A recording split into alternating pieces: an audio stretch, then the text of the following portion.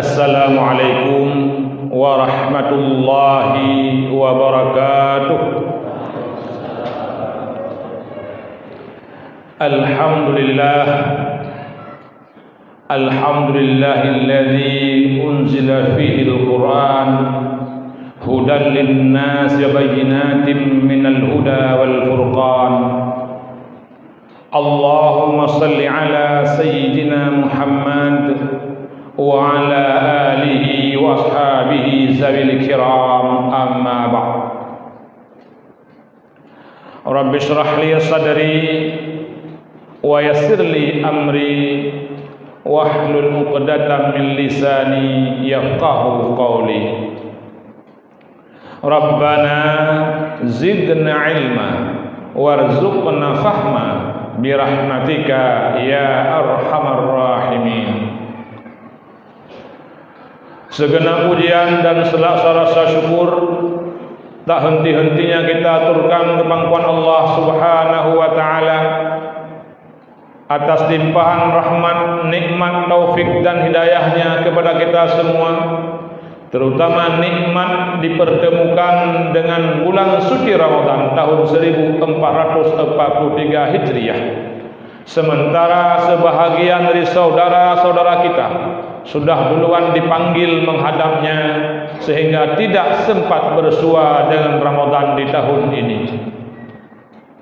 Selanjutnya selawat teriring salam senantiasa tercurahkan kepada junjungan kita Nabi besar Muhammad sallallahu alaihi wasallam yang telah membawa umat manusia dari kehidupan jahiliyah kepada kehidupan Islamiyah. Tungku Imam Syekh Tengku Syekh yang kami muliakan, Tungku Imam Kampung, alim ulama cerdik pandai, hadirin hadirat yang dirahmati Allah Subhanahu wa taala. Saya dari IAIN, belum UIN. Mudah-mudahan dengan disebut UIN jadi doa tadi ya. Mudah-mudahan suatu saat menjadi UIN ya. Baik, dalam kesempatan yang singkat ini mari kita merenungkan sebuah nasihat yang disampaikan oleh Hujjatul Islam Abu Hamid Al-Ghazali. Beliau lebih dikenal dengan Imam Al-Ghazali. Apa nasihat beliau untuk kita semua? Walaupun nasihat ini sudah dikemukakan 900 tahun yang silam, tetapi selalu relevan untuk memandu kehidupan kita umat Islam hingga di masa-masa yang akan datang.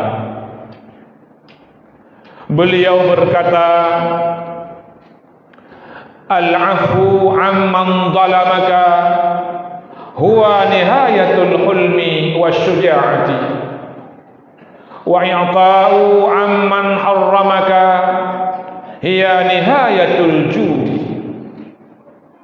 wa wasil amman qata'aka hiya nihayatul ihsani. Hadirin hadirat sidang jamaah salat Isya, tarawih dan witir rahimakumullah. Beliau mengatakan al-'afwu, memaafkan, amman zalamaka, siapa saja yang menyakitimu, yang pernah mengghalimimu, yang pernah menganiayamu, yang pernah mencelakai dan merugikanmu, hiya nihayatul hulmi wasyuja'ati, dia adalah puncak kelembutan hati dan keberanian. Karakter muslim yang pertama yang diajarkan oleh Abu Hamid Al-Ghazali, sebagaimana diajarkan Allah dan Rasulullah Muhammad SAW, adalah menjadi pemaaf. Terhadap siapa? Terhadap siapapun yang pernah menyakiti kita, mengghalimi kita, merugikan kita, menipu kita, dan berbagai tindakan buruk lainnya yang pernah ditimpakan kepada kita. Orang yang punya karakter pemaaf ini Al-Ghazali menyebutnya dengan nihayatul hulmi. Orang tersebut mencapai puncak kelembutan hati. Ini senada dengan sabda Rasulullah Muhammad sallallahu alaihi wasallam yang menjelaskan bahawa laisa syadidu bisur'ah, innamas syadidu alladhi yamliku nafsah 'indal ghadab. Orang yang kuat itu bukanlah orang yang mampu mengalahkan lawan-lawannya, tetapi orang yang kuat itu adalah orang yang mampu mengendalikan amarahnya, mengendalikan nafsu jahatnya pada saat dia punya peluang berbuat jahat, pada saat dia bisa menyakiti tapi dia tidak membalas untuk menyakiti. Ini karakter pertama yang mestinya dimiliki oleh orang-orang yang berpuasa sebagai ciri-ciri daripada orang-orang yang bertakwa, yang menjadi cita-cita besar daripada Universitas Ramadan ini. Hadirin hadirat rahimahumullah. Karakter yang kedua, kata Al-Ghazali, i'ta'u amman harramakah, memberikan sesuatu kepada orang yang pernah mengharamkan untuk memberi kepadamu. Menyolang bahasa Aceh, zaman na pernah telah kai bantu ba orang yang keleu berharam han bantu. I'ta'u amman harramaka, memberi kepada orang yang pernah mengharamkan untuk memberi kepadamu. Hiya nihayatul judi, dia adalah puncak kedermawanan. Bapak ibu bersedekah untuk masjid miliaran rupiah, dermawan. Menyedekahkan semua hartanya untuk anak yatim, dermawan. Membantu fakir miskin, dermawan. Tapi puncak kedermawanan melampaui itu semua adalah memberi kepada orang yang pernah menolak memberi kepada kita. Itu jauh lebih sulit. Menyontajuk usaha masjid, hana masalah tanya ke panitia masjid. Hana yang mutakid hati katanya.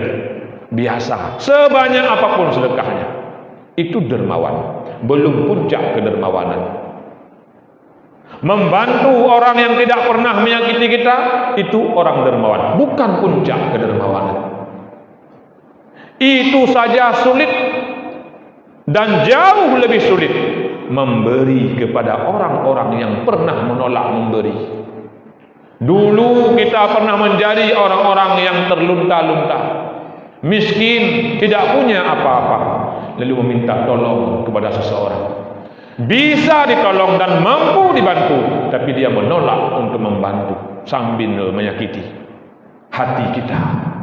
Sekarang kita punya kemudahan dan kelebihan rezeki, dan dia memiliki berbagai kekurangan dalam bidang harta dan rezeki.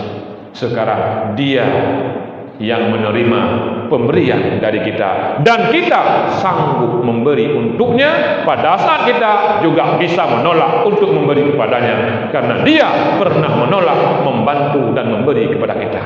Itu jauh lebih sulit. Makanya Al-Ghazali menyebut orang yang sanggup memberi kepada orang yang pernah menolak untuk memberi kepada kita sebelumnya adalah nihayatul jud, puncak kedermawanan. Hadirin hadirat rahimahumullah. Yang ketiga, kata Al-Ghazali, wasil amman qata'aka, menyambung tali silaturahim dengan orang yang memutuskan tali silaturahim kepadamu. Hiya nihayatul ihsan, dia adalah puncak kebaikan. Kalau orang baik dengan kita lalu baik dengan dia, normal, memang sudah begitu seharusnya. Orang yang sering silaturahim berkunjung ke rumah kita lalu kita berkunjung ke rumahnya, itu juga normal, memang begitu seharusnya. Tapi sanggupkah kita mendekat kepada orang-orang yang bermusuhan dengan kita, yang membenci kita, yang memfitnah kita, dan memutuskan tali persaudaraan dengan kita. Kita yang mendekat kepadanya. Mampu tidak? Kalau mampu, berarti kita sudah mencapai puncak kebaikan. Kita bukan hanya menjadi orang baik, tetapi kita menjadi orang yang sangat baik. Inilah 3 karakter yang diungkap oleh Abu Hamid Al-Ghazali hendaknya dimiliki oleh setiap muslim. Dan bulan puasa ini dapat menempa kita, melatih kita, membangun kosmos kepribadian kita menjadi orang-orang yang pemaaf, sehingga kita mampu memaafkan orang-orang yang pernah menyakiti kita, menjadi orang yang mampu memberi kepada orang yang pernah menolak memberi kepada kita, yaitu puncak kedermawanan, serta menjadi orang-orang yang memiliki puncak kebaikan karena kemampuannya menyambung tali silaturahim kepada orang-orang yang memutuskan tali silaturahim dengan kita. Bila Ramadan mampu mendidik kita memiliki 3 karakter tadi, maka Ramadan betul-betul menjadi vaksin yang paling ampuh, yang membuat iman kita kebal, sehingga tak mudah tergoda dengan berbagai rayuan, dan tak mudah tergelincir dengan berbagai kemaksiatan, keburukan dan kejahatan.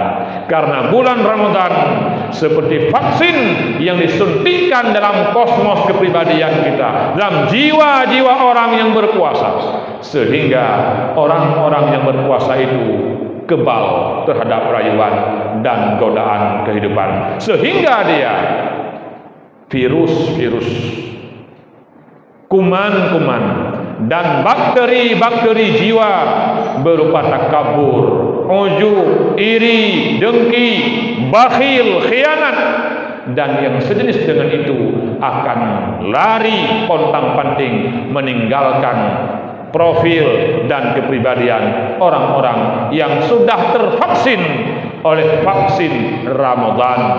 Virus-virus riya lari takut mendekat kepada kita. Bakteri-bakteri yang mengindak dalam jiwa kita juga keluar. Kuman-kuman yang bersarang dalam hati kita juga akan mangkir. Ramadan harus menjadi vaksin supaya keimanan dan kualitas ketakwaan kita kepada Allah Subhanahu wa taala akan selalu meningkat dari tahun ke tahun, sehingga puasa kita tahun ini kita doa kepada Allah Subhanahu wa taala lebih bagus kualitasnya ketimbang puasa kita tahun-tahun yang silam, dan kita terus berdoa supaya berjumpa dengan bulan puasa di tahun yang akan datang. Demikian tausiah singkat yang dapat kami sampaikan. Terima kasih atas segenap perhatian. Mohon maaf atas segala kekurangan. Hadanallah wa iyyakum ajma'in. Wallahul muwaffiq ila aqwamit thariq. Assalamualaikum warahmatullahi wabarakatuh.